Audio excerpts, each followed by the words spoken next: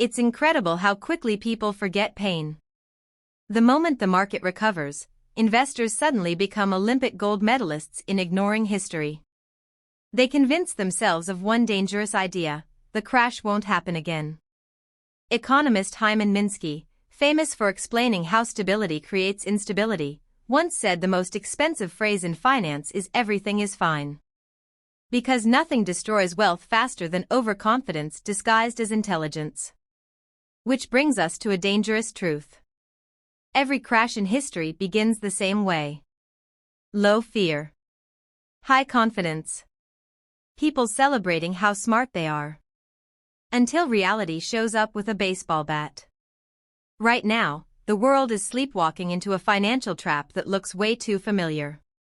One nobody is preparing for. Not the dot-com bubble. Not the 2008 housing crisis. Something bigger. A crash triggered by three forces moving silently beneath the surface. A slow-motion disaster. The first force: debt. Governments, corporations, average families, everyone has borrowed money like tomorrow doesn't exist. Global debt is now over $300 trillion, a number so big you can't even picture it.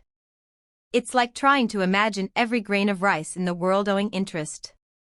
The second force: inflation's revenge. Even after central banks claim victory, prices continue to suffocate everyday people.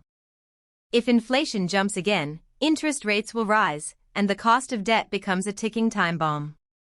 The third force: a dangerously top-heavy market. 7 companies now control the fate of the entire U.S. stock market. The Magnificent Seven. You sneeze at Nvidia, and the entire market catches a cold. Investors today act as if these companies can only go one direction. Up. As if nothing bad can ever happen to Microsoft or Apple.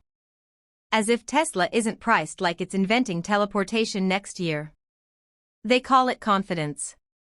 History calls it delusion. Because foundations look strong right before they collapse. The last time the market was this dependent on a tiny group of giants was right before the 1970s Nifty 50 crash. Similar concentration. Similar optimism. Similar bubble. Back then, the belief was, these companies will grow forever.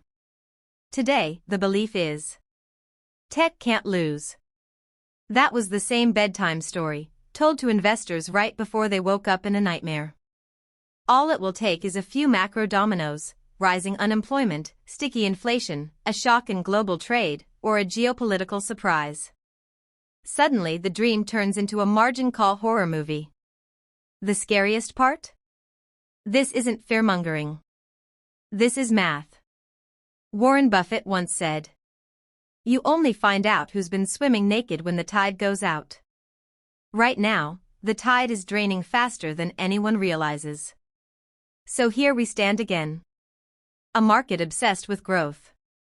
Investors whispering those famous last words. This time it's different.